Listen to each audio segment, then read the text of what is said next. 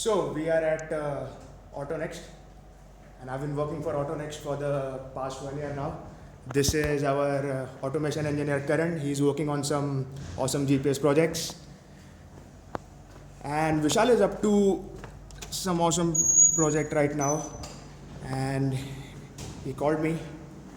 So, so this is Vishal, our mobile applications engineer. He is also Google certified. Google. What's your exact title? Associate Android Developer, Google certified. Okay. So how big a deal that is? I actually cannot measure it in terms of words, I would say, but then it is definitely something that I am proud of, Okay. and I I have no words actually to express about it. Do girls get impressed? Definitely, I don't forget to mention it whenever possible. Okay, that's cool. So what do we? Yeah, so we have some cool stuff here today. You must have heard about the Google Assistant, and it is available on almost all the devices which are running Marshmallow and Nougat. So here we'll be see this. So this is our conference. So this is our conference room. Just a basic room with a conference table and air conditioning and some power-saving LED lights and fans. By the way, these are DC fans which just consume 24 watts only. If you're using an AC fan inside your home, that's like 66 watts, so like 3 times the more power consumption, and it's almost the same RPM. That over there is the developers room where we work, and far outside we have the workshop. So we are in the conference room, and what Vishal plans is we are controlling the lights and fans or any power appliance, for example, with voice command using The Google Assistant.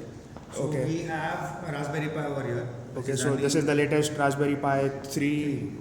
and Okay. which is running the Google Assistant SDK that was released by Google recently. Obviously, it's free and open Definitely, source. and open source and available to all.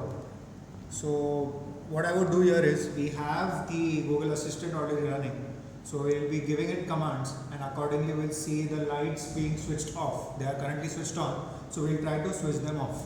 Okay. Before you walk us through the software, so we just have a Raspberry Pi which is powered on through this power bank, and we have a USB sound card. Am I correct? Correct. And that is taking inputs From a mic. from a simple mic, but we also have a 3.5 mm jack over here. Why can't we give inputs from that 3.5 mm jack? Because the 3.5 mm jack is an output port, it doesn't take any sound inputs and audio inputs from it. Okay. So we have to connect a different Oh, sound card I see, which I see. will take your voice inputs. Okay, so this is just a speaker connected over the auxiliary cable, aux Right. cable. Okay. Okay, so let's give it a try.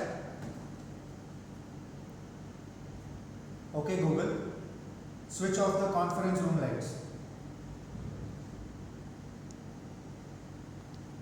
Okay, Vishal, switching it off.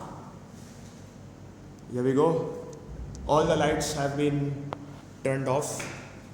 Now, how do we turn them back on? Let's try switching them on. Okay, Google, switch on the conference room lights. Okay, Vishal, switching it on. That's it, done. Okay, so some of you may call this thing a bit slow, but can you tell us what is actually happening behind it, and how can we, like, you are working on reducing that time difference? So this is basically whatever processing that is happening on the Google servers, and from here we are sending request. Your speech is converted into text. It is being sent to the Google servers.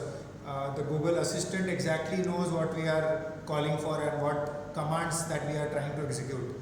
And the Raspberry Pi does the rest of the things of sending the commands, which will control the lights and fans or whatever appliances that we are trying to control. So this is just the physical turnaround time delay. Exactly. Because so you are processing your speech conversion into text, sending it to the server, then getting the response back. That is what because the Right. client and the server may be a continent apart, and you have to send a signal through the Yeah, Atlantic yeah. Ocean. Right, right. And thanks to the internet connection speeds that we have in India. Yeah, we have a dedicated fiber line over here in our office, so this thing is very much fast. Definitely. So I think so. We are planning to sell this thing as a part of our home automation package, home automation and control. So this is just the control part. Automation would be something different, way better than just the control. Right. So just like I mentioned, we have the Google Assistant running on our many devices like your phones, running Marshmallow and Nougat. Say the Raspberry Pi that we saw just now, we have Google Home as well. So let's try to do the same using our phone.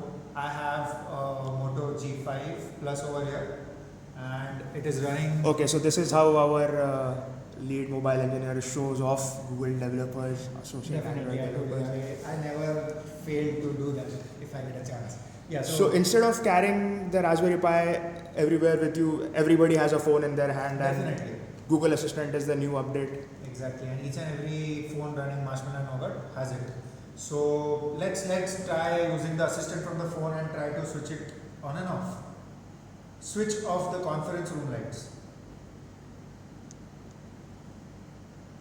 Okay, Vishal, switching it off. Okay, it only switched off. Let's switch them on back. Okay, Google, switch on the conference room lights. Here are the top search results. It missed it. Let's try it again. Let's try it. Switch on the conference room lights.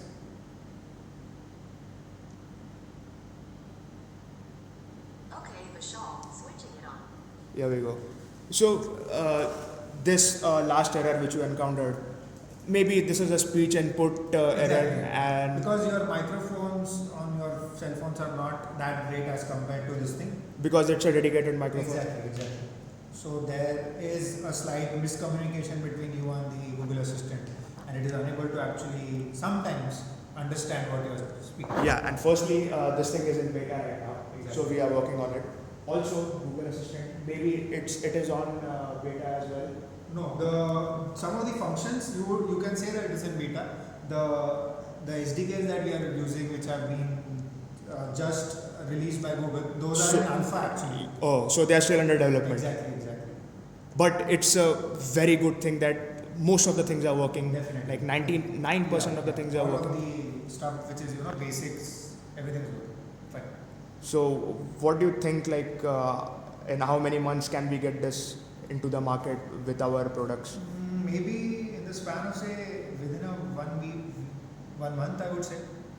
So, Definitely 1 we can month come up from now. So, maybe in June or July 2017, we we can can expect. integrate this thing into any office, any homes, and you can just control all your Exactly. homes with the Google Assistant. Exactly. And Google Assistant is also available for iPhones. Yes, it is now available. Just recently, Yes. they If brought you it guys out. are following the Google I/O 2017, which was conducted on 17th, 18th, and 19th of May, they released the Google Assistant for the iPhone as well. So all you iPhone users who don't need to have Exactly. an Android phone, You don't even need any of this mobile external app hardware. or any hardware, nothing at all. You can just have your phone, which is having the assistant controlling everything for you. And the hardware control system which triggers on and off all Correct. these appliances. Okay, this sounds pretty cool. Let's see what we have in another month, and We'll get back to you soon. yeah. Bye bye.